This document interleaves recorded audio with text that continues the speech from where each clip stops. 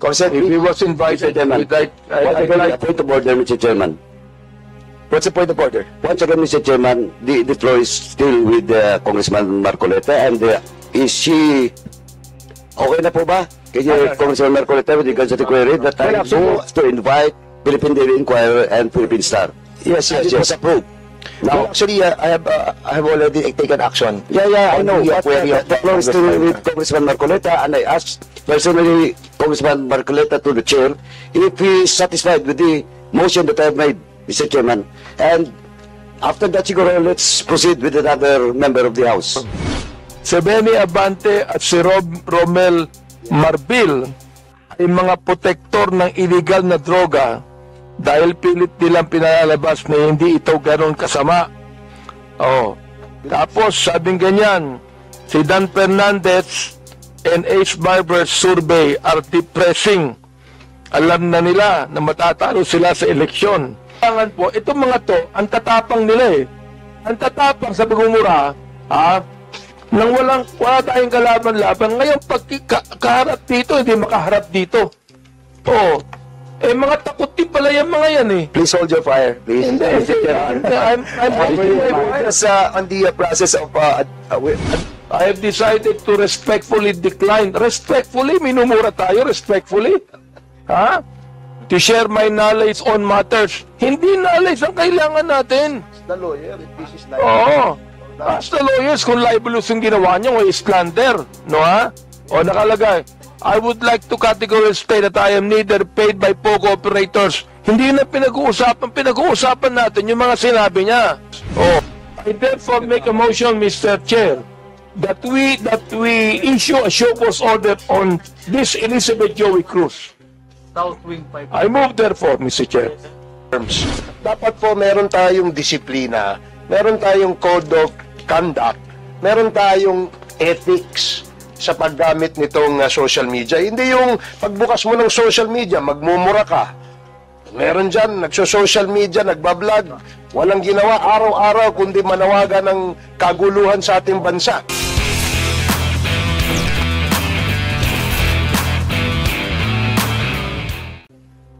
Miss Elizabeth Joey Cruz, a.k.a. Joey DeVere, Fivre, was invited.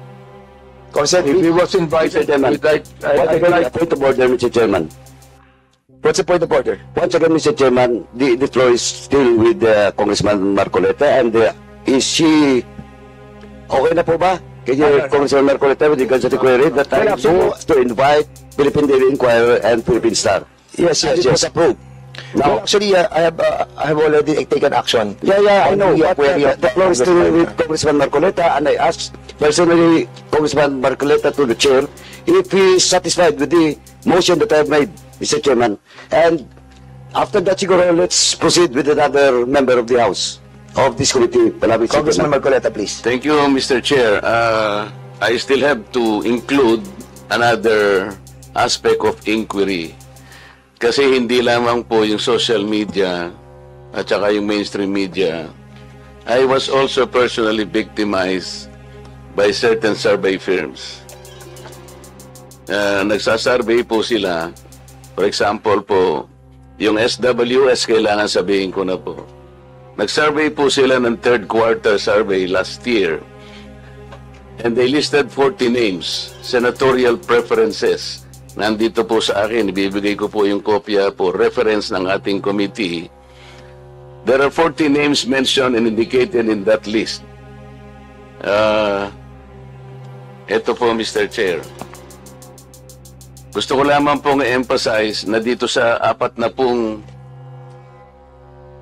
senatoriables po na kanilang ginamit dito sa survey na to, meron pong 6 na relatively unknown. Babasahin ko po ang pangalan: Adonis Jerome, Andamo Jocelyn, Arambolo Ronel, Doringo Mimi, Floranda Mori, Danilo Ramos.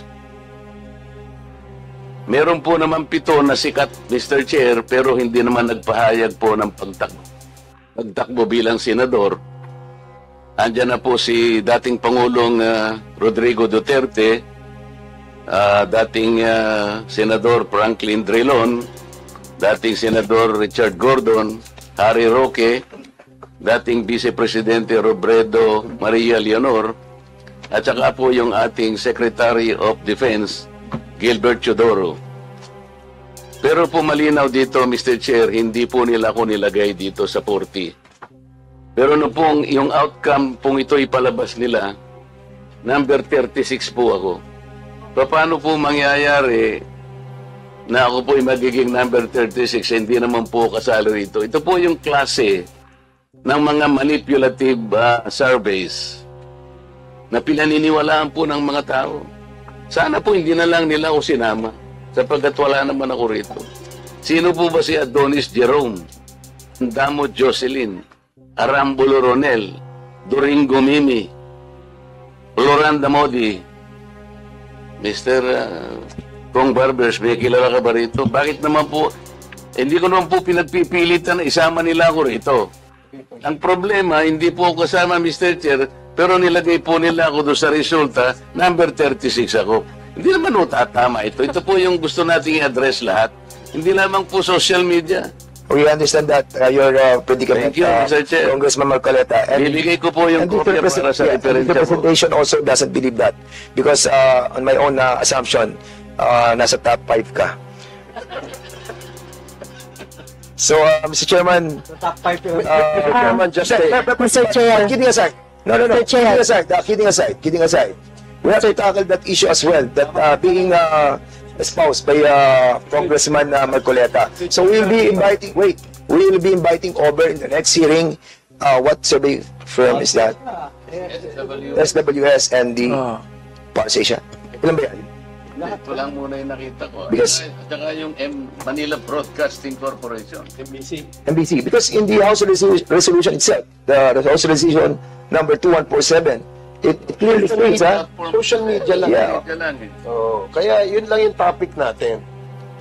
But we cannot, but it was, We are it not was delivered. No. Congressman Barbers, you have delivered in your privilege speech a wide, comprehensive approach on this matter. That And I is think correct, Mr. inviting Chair. over the survey firm is also correct. yeah, maybe we Because can we are tackling expand. not only the House Resolution number 2147, we're also tackling two privileged speeches that was delivered by you. So I think may basis po yung kay Congressman Marcoleta. Okay, and at the same time,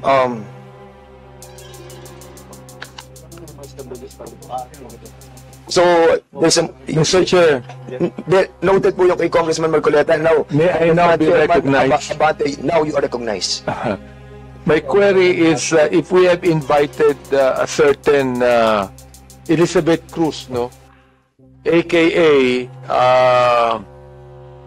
Joey De Vibre, Mr. Chair, if we have invited her and she has an excuse letter, may I know what was the excuse, Mr. Chairman? Consent, please answer the query of Congressman Abante. Please. Social media. Thank you, Mr. Chair.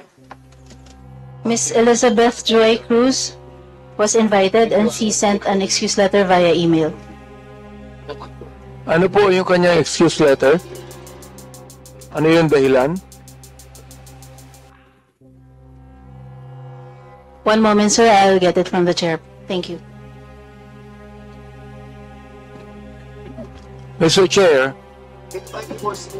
Comsec, can you kindly also try to tell us those resource persons who have not attended this committee hearing? You may excuse letter, okay yun. But those who have not reply to our request to be present on today's hearing. Thank you, Mr. Mr. Chair, Chair. particularly first, Mr. Chair, Congressman Abante. particularly I am referring to AKA Joe De Vibre sapagkat matindi yung kanyang mga sinabi dito. Gusto ko talagang makita siya at makausap sapagkat dito minura niya ako at sabi niya, "Nanay kabobohan sa quad, sayang kuryente sa'yo." Bigyan mo sa kanya. Yun yung pack you. Yung pack you. Hindi ko alam yung pack. Dali lang. Congressman Abante. Dali lang. Katutuloy ko ng buta. Mr. Chairman, Congressman, don't be so personal. Let's be more comprehensive on this approach. Binabasa ko lang po. Binabasa ko lang eh. Sige, go ahead. I'll give you Pangalawa, November 13, 2024, nagmura na naman siya. Hindi ko na babanggitin yung mura niya. Pag tinatanong kung anong legislation ginawa niyo in relation to this, BS, ano ba yung BS? BS inquiry, sasagot ka. Swelduhan ka ng taxpayers, gago. November 3, 2024, si Benny Abante at si Romel Marbil ay mga protektor ng illegal na droga dahil pilit nilang pinalalabas na hindi ito ganon kasama. Tapos sabing ganyan, si Dan Fernandez and Ace Barber's survey are depressing. Alam na nila na matatalo sila sa eleksyon. So what is the hearing for? Smoke screen for the Biscam. Tinabi ko ito sapagkat matindi po itong mga akusasyon na ibinigay nitong gusto ko nilang magmura eh. Hindi na ako magbumura muna. Oo. Kaya kailangan po, itong mga to, ang tatapang nila eh. Ang tatapang sa pagmumura, nang wala tayong kalaban-laban. Ngayon, pag kaharap dito, hindi makaharap dito. Oo. Mga takot din pala yung mga yan eh. Please hold your fire, please. I'm Just on the process of administrative, ano pa lang muna tayo, Congressman Abante. We can tackle that on the interpellation. Mr. Chair, gusto ko lang pong bagitin tong kanya excuse letter. Nakalagay dito, after meaningful consultation with my lawyers, gumayad pa na abogado. I have decided to respectfully decline. Respectfully? Minumura tayo, respectfully? To share my knowledge on matters. Hindi knowledge ang kailangan natin. The lawyer, if this is like... Oo. Ask the lawyers kung libelous yung ginawa niyo o slander. No, nakalagay, I would like to categorically state that I am neither paid by POGO operators. Hindi na pinag-uusapan. Pinag-uusapan natin yung mga sinabi niya. Tapos respectfully, Elizabeth Joey Cruz, na nakikinig po sa atin ngayon, nanonood ngayon. Humarap ka dito, kumatapang ka. Hirap sa iyo, nagbumura ka.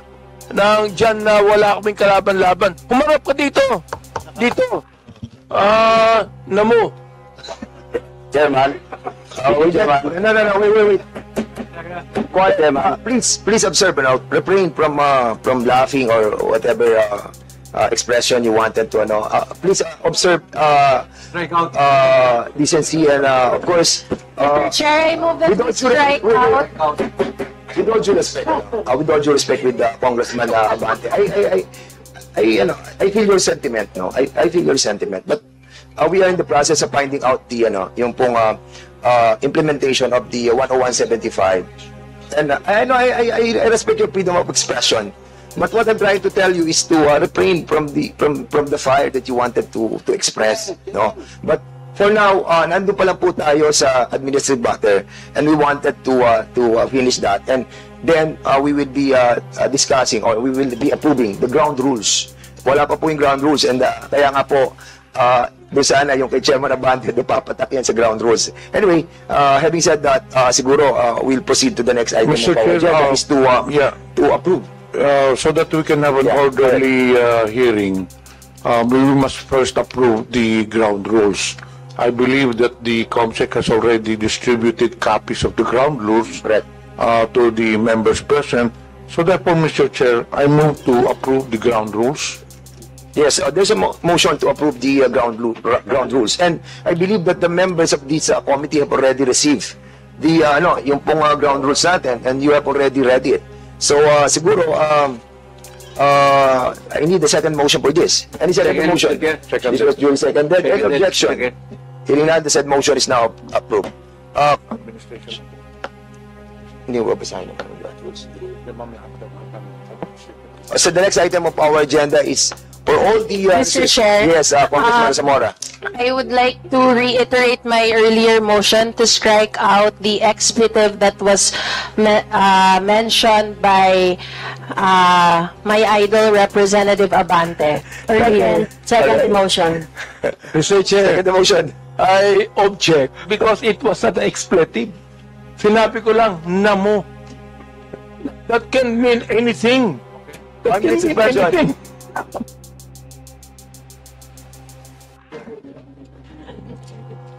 Hearing resumed.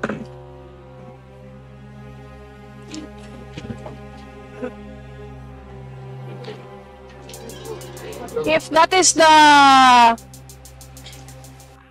Huh? So it was seconded, Mr. Chairman. And the objection with Congressman Abante, it's up to the members if they will vote for it. With the objection with Chairman Abante. 1 minute suspension.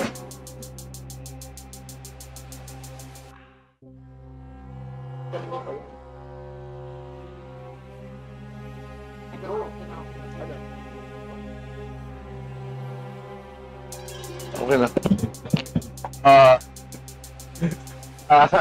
Hearing resumed. So there's a motion to strike out the word that was delivered by Congressman Abante, and this was duly seconded. Any objection?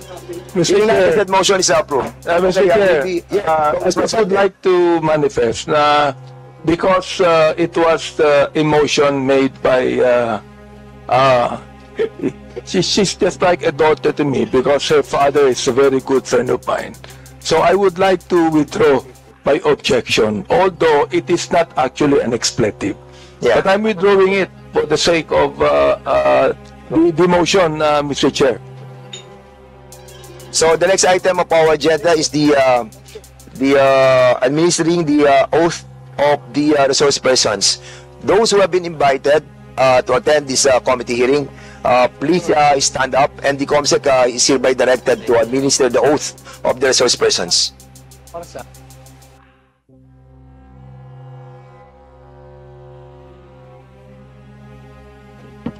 May we request all the resource persons invited to stand?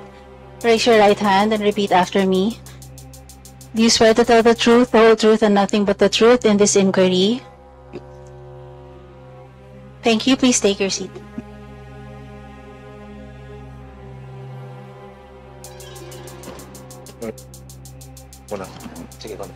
Mr. Chair, once again, Go ahead. we would like to have an orderly proceedings of the hearings.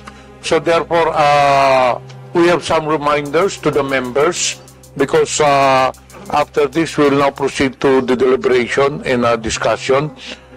Please be reminded that pursuant to our ground rules, House members shall register with the committee secretary and shall be recognized on a first-to-register basis. Members shall be given 10 minutes each for their interpellation, excluding the answers of the resource persons.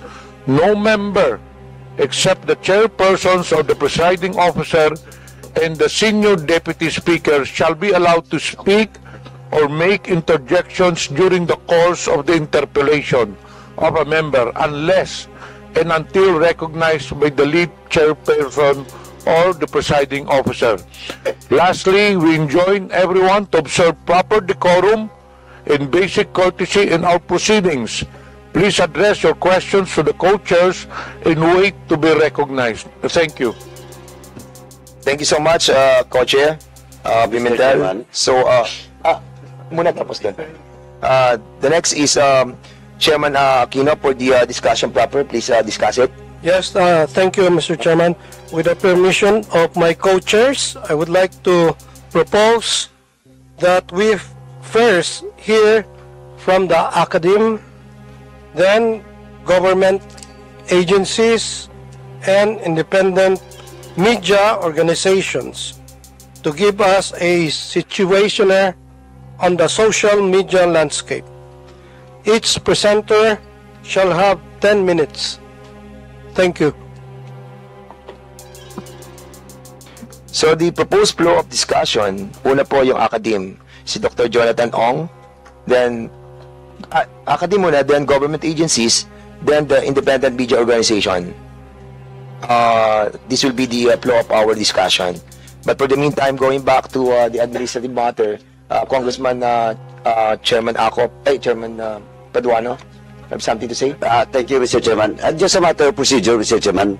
And a protocol of every committee hearing, Mr. Chairman, all resource person being invited in every hearing and absent should have an excuse letter or explanation. And if that excuse letter is valid and acceptable to the committee members, so we will just invite them to the next hearing. But for all those resource persons with an excuse letter or without an excuse letter, they should be invited through a show cause order for the next hearing, Mr. Chairman.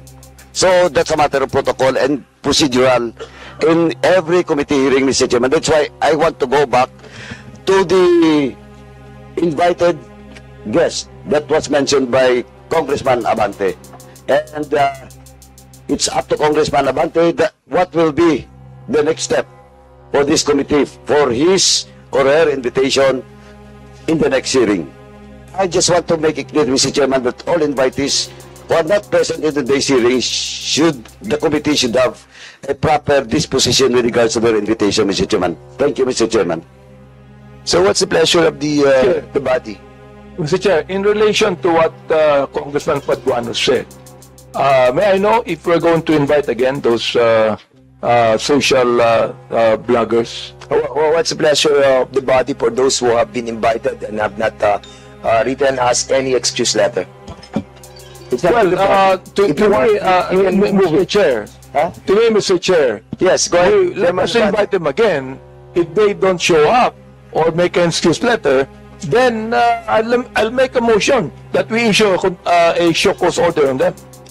So there's a manifestation by Congressman Abante that those who have not written any excuse letter will be invited again in the next hearing.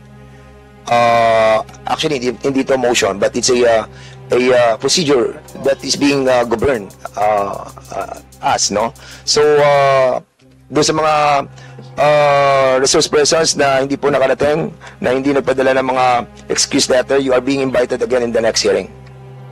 And for those who have written an excuse letter, what's the pleasure of this body on the excuse letters that they have sent us? Because they have written as letters. Mr. Chairman, kasi po, in our procedure, depende po sa content ng excuse letter if it is valid or not. That's why, I suggest, kaya lang, tumatagal tayo dito, I suggest sana na we will discuss each and every excuse letter. Kasi magkaiba po reason at saka content ng letter. Correct. Diba? For example, in the case of the person that was mentioned by Congressman Abante, ganon po yung sagot niya. Shall we invite her? Babae ba? Shall we invite her again or issue a show cause order? For me, Mr. Chairman, that is offensive and we should also issue a show cause order for her. And we will not just invite her in the next hearing, we will issue a show cause order for that person. Mr. Chairman. According sa, okay, thank you so much for that, Congressman Duano. According sa Section 9 of our rules, witnesses have been granted more than two postponements of appearance before the committee without justifiable cause. So we can issue a show cause order because wala silang justifiable reason. Mr. Chairman, Yes, Congressman Ako, please. we must distinguish the resource person who was invited but did not offer any excuse from the resource person who was invited but came up with a letter excuse. So why should we treat them the same? According to our protocols, as we have done in the previous committee hearings, those invited persons who did not offer any excuse, the next order is for them, for the committee to issue a show cause order to explain why. And for those people who offered an excuse for their absence, it's up for the committee to determine whether the excuse is acceptable or not. Thank you, Mr. Chair. Okay, I think we have so many excuse letters that were given to us by the COMSEC. Mr. Chair, And particularly yes, the excuse order, the excuse letter of this Miss Elizabeth Joey Cruz. She said, I know that the time of the committee is precious and I am coming from deep concern on prudent utilization of public resources. Mr. Chair, this is contemptible. This is not respecting this committee. How dare she would say the prudent utilization of public resources?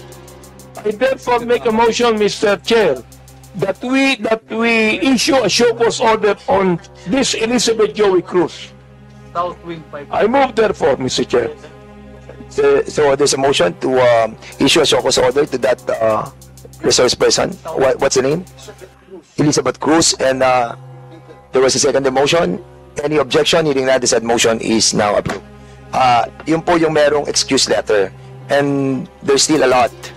Like, for example, yung kay Sean Wayne, kay Maui Spencer, kay Ethel Garcia. But you have to read the content of their excuse letter. Like, for example, one of these, you want to move on this, or you want to discuss this on a later part of the discussion? Or you want to have an omnibus motion with all of this, But there are excuse letters which are valid. Like, for example, this personality, nasa Singapore siya. So, katulad ito, out of the country, si Maui Spencer, for not being there in her country yet. Nasa Singapore siya for vacation. So, I think, excuse yung kanyang, yung Attorney Abiles, sige. After having discussion with my lawyer, isa-isa na natin to kung gusto nyo. Okay, after having discussion with my lawyers, I regret to inform you that I won't be attending the hearing today because the objective of the hearing is an attempt to curtail the people's right to expression.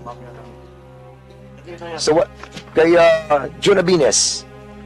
With that excuse letter, Mr. Chairman, I found it not valid and I moved to issue a show cause order for that June Abines, Mr. Okay, there's a Chairman. motion to issue a show cause order to this resource person. Any second motion? Second. There's a second motion. Any objection? Hearing none, the said motion is now approved.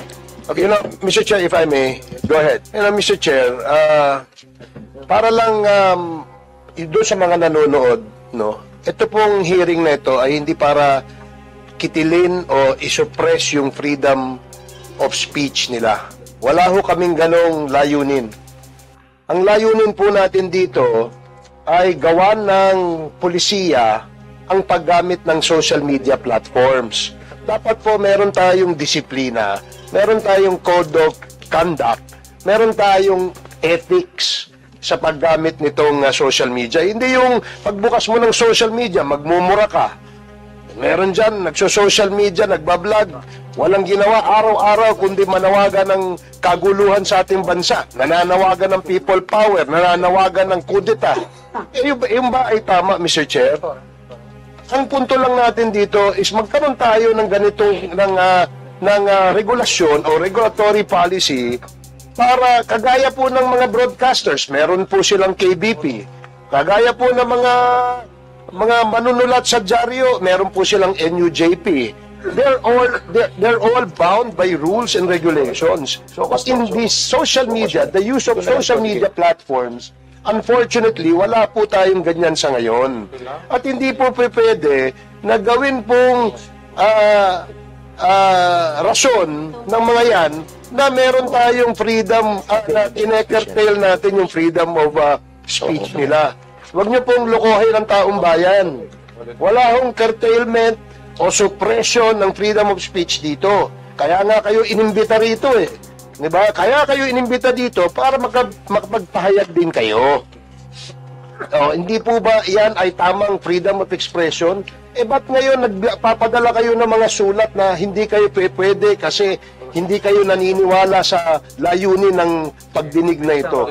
Wag po kayo magtago sa mga ganyan. Ang tatapang nyo. Sabi nga ni Congressman Abante, in the advent of social media, suddenly Filipinos become political analysts. They become journalists. They become experts. We need your wisdom. Diba? Kayo, ang gagaling nyo magtuligsa eh. Dito nyo gawin para nang sa ganun, makagawa tayo ng isang polisiya na hindi po maabuso ito. Eh ngayon, nandiyan kayo sa social media. Kung mag-retire kayo, wala na kayo, hindi na kayo nagbablog. Paano kaya yung mga susunod na mga vloggers?